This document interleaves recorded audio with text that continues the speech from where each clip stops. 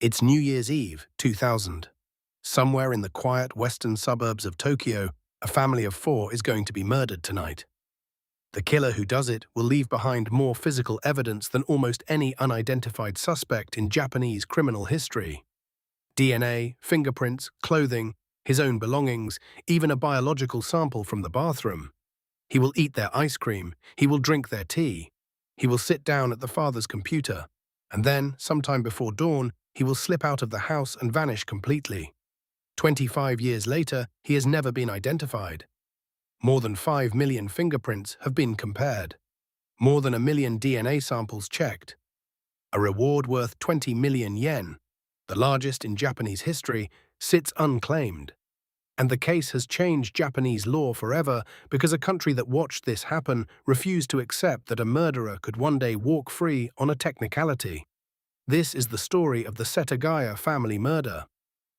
The Miyazawa family lived in Kamisoshigaya, a residential neighborhood in the Setagaya ward of western Tokyo. The kind of area full of narrow streets, small parks, and quiet neighbors who keep to themselves. Their house was a narrow 3-floor structure with a garage on the ground level, the family's living spaces above, and an attic at the top that served as the parents' bedroom, accessible by a folding ladder. Mikio Miyazawa was 44 years old, a salaryman. His wife, Yasuko, was 41. Their daughter, Nina, was 8. Their son, Rei, was 6. The night of December 30th began normally. At 10:38 in the evening, Mikio opened a password-protected business email on the family PC.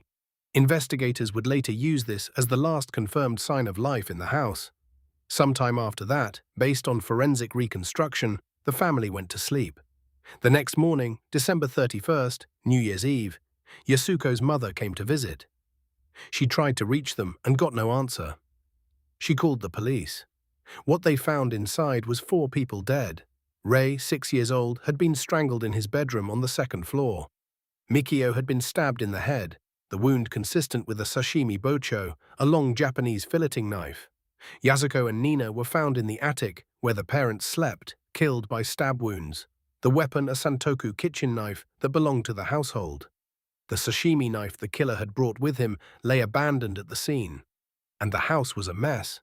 Not a ransacked burglary mess, but something stranger. Food had been eaten. The toilet hadn't been flushed. The computer had been used after the murders. Based on physical evidence and the painstaking reconstruction by investigators, here is what appears to have happened that night.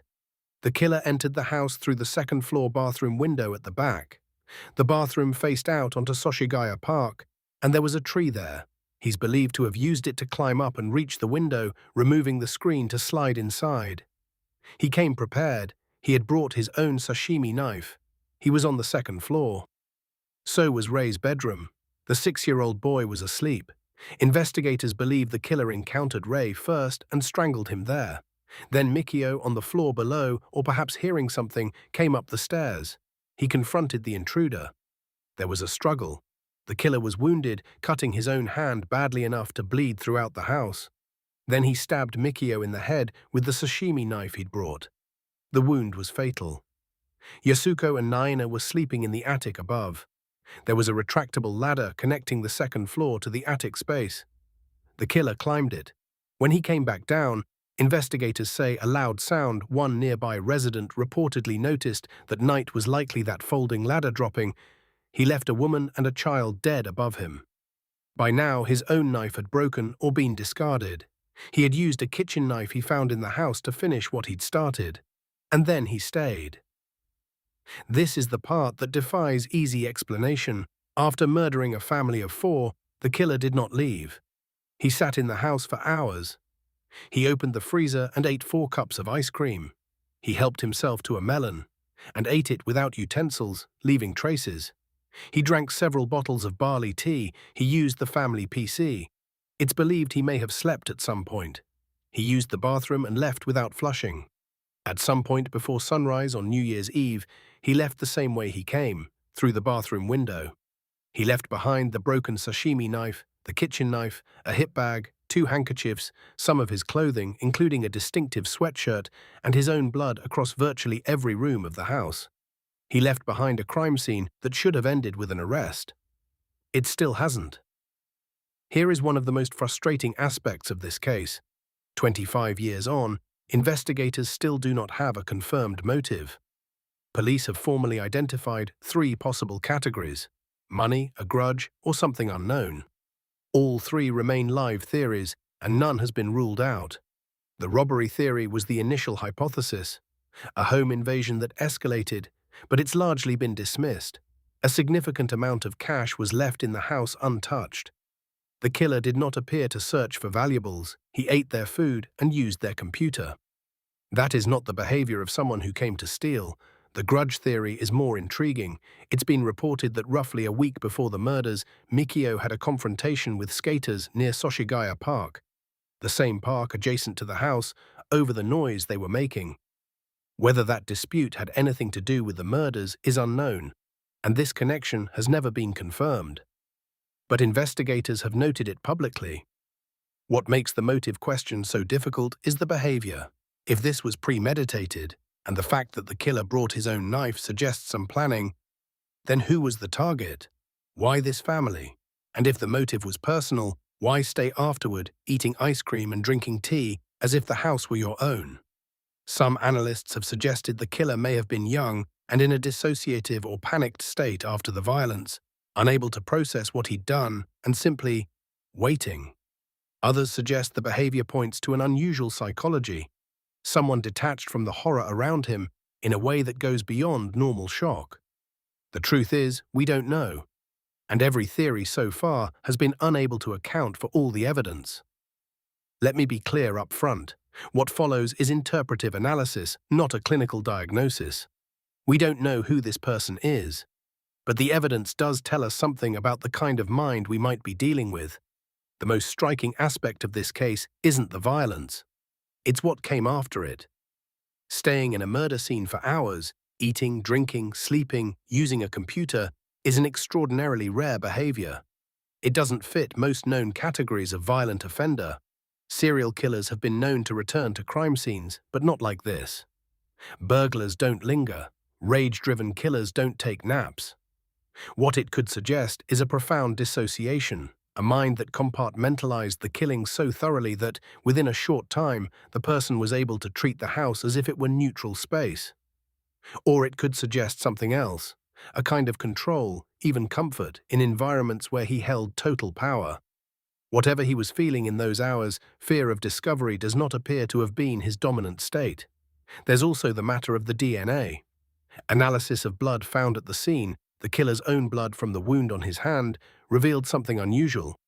His mother's side appears to be of European descent, possibly from a country near the Mediterranean or Adriatic Sea. His father's side carries a Y chromosome haplogroup common in East Asia, appearing in roughly 1 in 4 or 5 Koreans, 1 in 10 Chinese, and 1 in 13 Japanese. This suggests a young man of mixed heritage, which in Japan in 2000 would not have been common, and might point towards someone who moved between cultures, who perhaps grew up partly abroad. Supporting that theory are some of the physical clues left in the hip bag, traces of sand that were analyzed and found to match soil from the Nevada desert, specifically the area around Edwards Air Force Base in California. It's speculated, not confirmed, that the killer may have had some connection to that region, perhaps a U.S. military family, perhaps time spent in the American Southwest. It's said that the clothing and the sashimi knife left at the scene were traced to purchases in Kanagawa Prefecture, which includes the area around the large U.S. military base in Yokosuka and Zama, and one of the handkerchiefs he left behind carried the scent of Draca Noir, a cologne that in Japan at that time was marketed primarily toward young men in Western-influenced social circles. None of these threads have yet connected to a name, but together they sketch an outline, a young, possibly mixed heritage man with ties to foreign cultures who may have spent time near American military installations, who carried an expensive cologne and planned enough to bring a weapon, but whose behavior after the killings suggests something deeply unresolved in his psychology. The sweatshirt left at the scene was traced. Only 10 of that model had been sold in all of Tokyo. Police checked all 10. None of the buyers matched the suspect profile, suggesting it may have been resold, traded, or obtained outside normal retail channels. It's a remarkable collection of clues pointing at a person no one has yet been able to find. The Setagaya family murder did something rare. It changed a country's laws. The case became a cause célèbre for abolishing Japan's statute of limitations for murder. At the time of the killings, the limit was 15 years for crimes carrying the death penalty. As the 15th anniversary approached in 2015 and the case remained open, the outcry was significant enough that Japan had already acted. In 2010, the Diet abolished the statute of limitations entirely for crimes that could merit capital punishment. It was the first time in over a century that Japan had made such a change. This family, in death, made it impossible for their killer to ever legally walk free on a technicality, no matter how much time passes. Rei, Nina, Yasuko, and Mikio Miyazawa were 4 people living an ordinary life in a quiet neighborhood. They went to sleep one night and never woke up. Yasuko's mother came the next morning to ring in the new year with her family.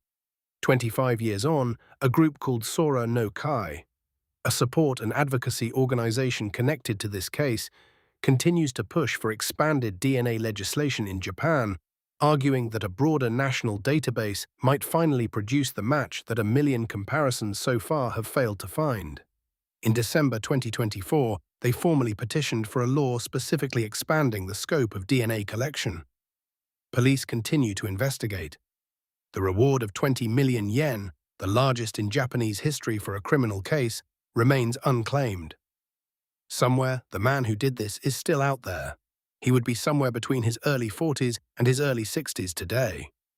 He has lived his entire adult life carrying this, and somewhere in Japan, or perhaps not in Japan at all, he has never been asked to answer for it. 4 members of a family deserve better than that.